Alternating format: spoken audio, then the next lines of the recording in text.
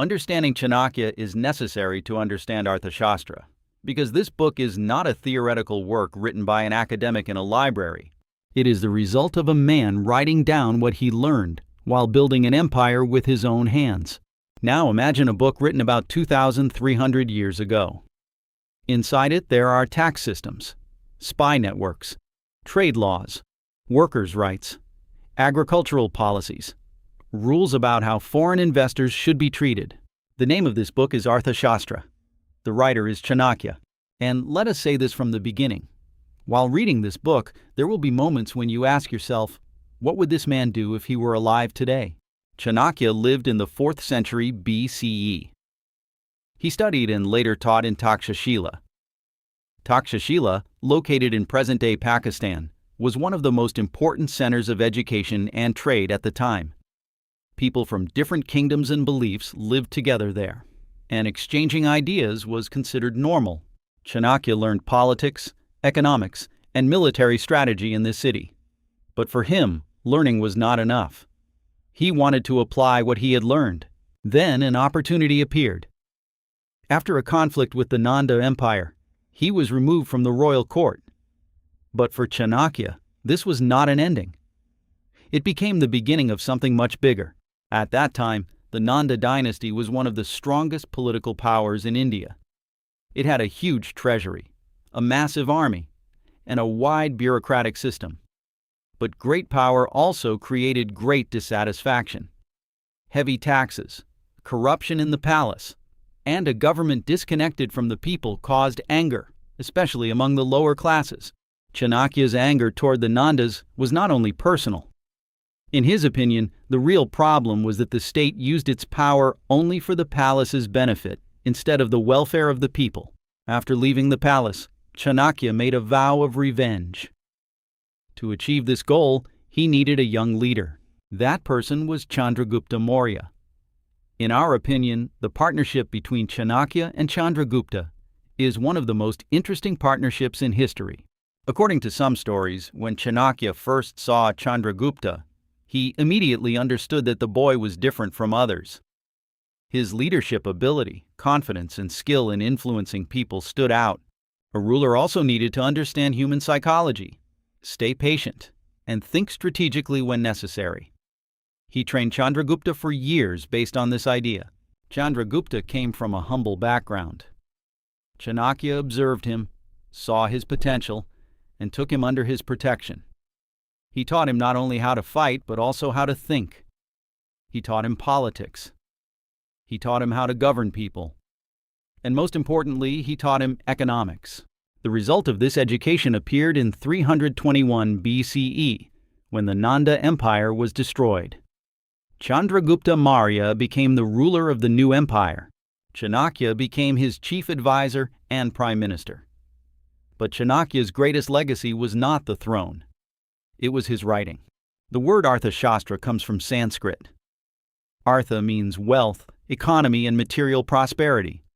Shastra means science or teaching. So Arthashastra can be translated as the science of wealth. But this name does not fully describe the book. Because Arthashastra is not only a book about economics, it is also a guide to ruling a state, a manual for building an empire, a handbook of espionage and intelligence, a draft for a legal system, and a strategy guide for foreign policy. The book has 15 sections and covers more than 150 topics. Some of these topics may surprise you. Arthashastra explains how a state should collect revenue. It gives details about tax rates, which sectors should pay taxes, and how tax evasion should be prevented. There is also a separate section about agricultural policy.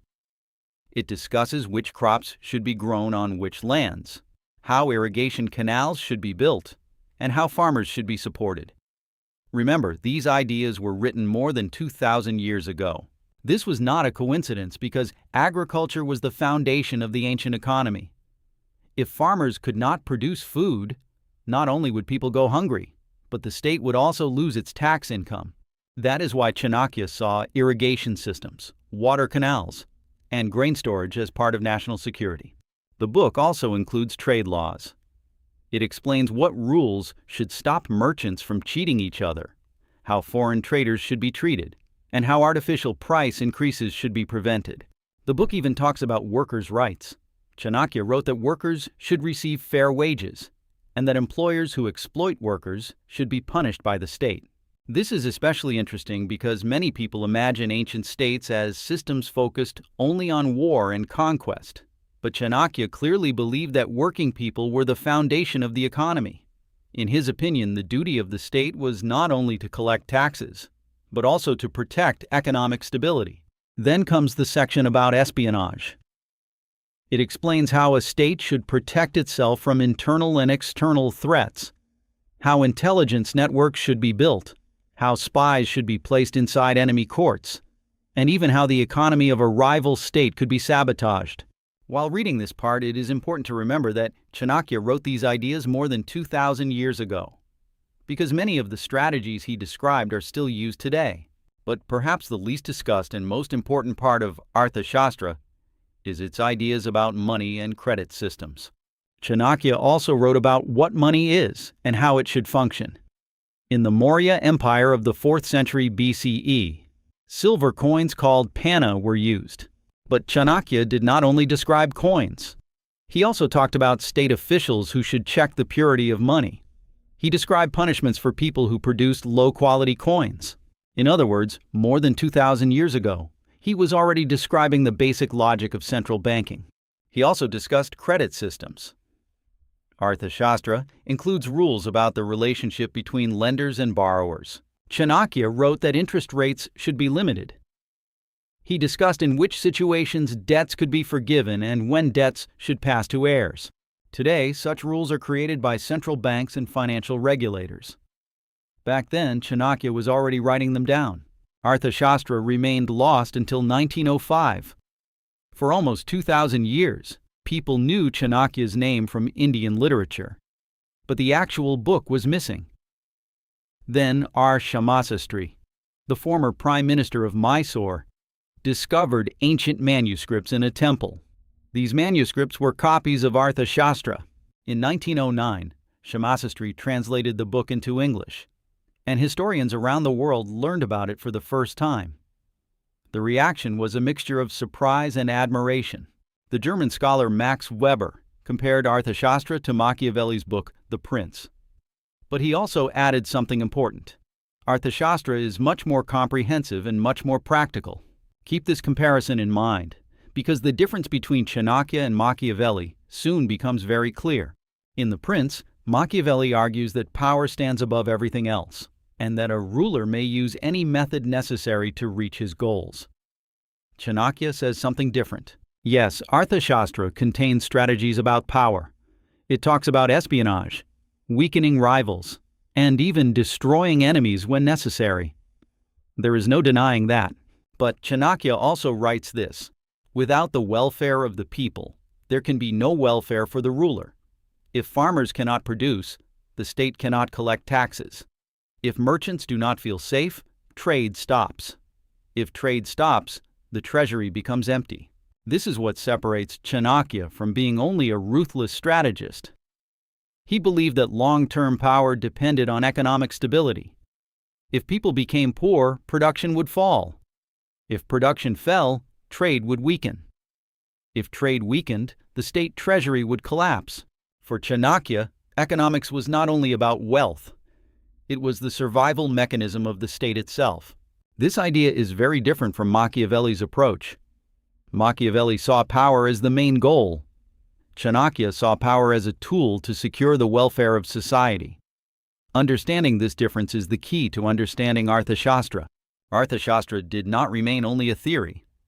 Many of its ideas were applied during the reign of Chandragupta Maurya. The Maurya Empire had one of the most advanced tax systems of its time. Different sectors were taxed differently according to Chanakya's teachings. Agriculture, trade, mining, and handicrafts were all regulated separately. The state also managed major infrastructure projects. Roads were built. Irrigation canals were constructed. Storage centers were created. These projects increased agricultural production and made trade easier. Foreign merchants were given special status. This was a very advanced idea for its time.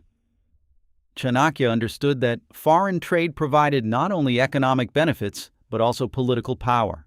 Traders from distant regions brought new goods, technologies, and connections. For this reason, creating a safe environment for foreign investors became state policy. Chanakya even wrote that special privileges should be offered to attract foreign investors. This idea is surprisingly similar to the logic behind modern free trade zones. Chanakya's system of treasury management is also very impressive. Arthashastra explains in great detail how the state treasury should be managed. It describes how state income should be recorded, how spending should be monitored, and how corruption should be detected.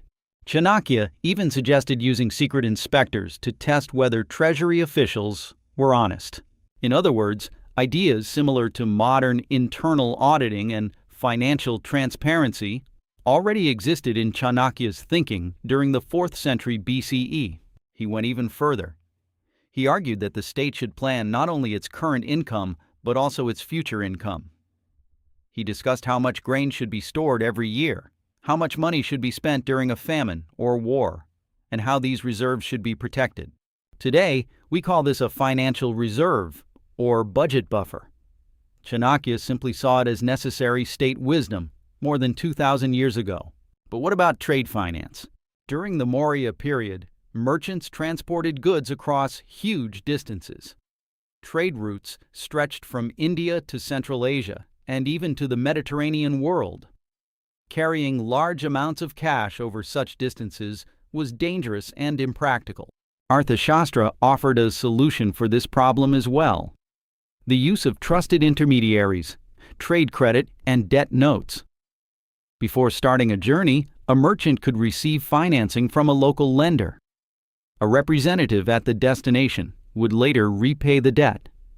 This system was very similar to the bills of exchange that became common in Europe many centuries later. If you find this topic interesting, you can also watch the video on the channel about the rise of the Maurya Empire and how Chandragupta defeated the Nandas. Seeing where Arthashastra fits into the bigger picture makes both stories much more meaningful.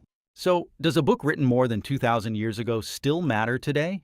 The answer becomes clear when we look at the ideas discussed in Arthashastra: tax justice, workers' rights, consumer protection, support for foreign investment, prevention of price manipulation, and transparency in state institutions. These are all topics that modern economists still study today. And when we add monetary policy, credit regulation, and financial reserve management, we see that Chanakya brought all these ideas together in a single book. Chanakya discussed these topics in the 4th century BCE, without computers or statistical tools, using only observation and intellectual reasoning. Chanakya never built an empire for himself. He never sat on the throne. He never collected personal wealth. But his writings survived much longer than the rulers of his time. Perhaps the greatest statesman is not the person who places his name into history, but the one who quietly changes the direction of history itself. That was Chanakya, and Arthashastra is his voice reaching across 2,300 years.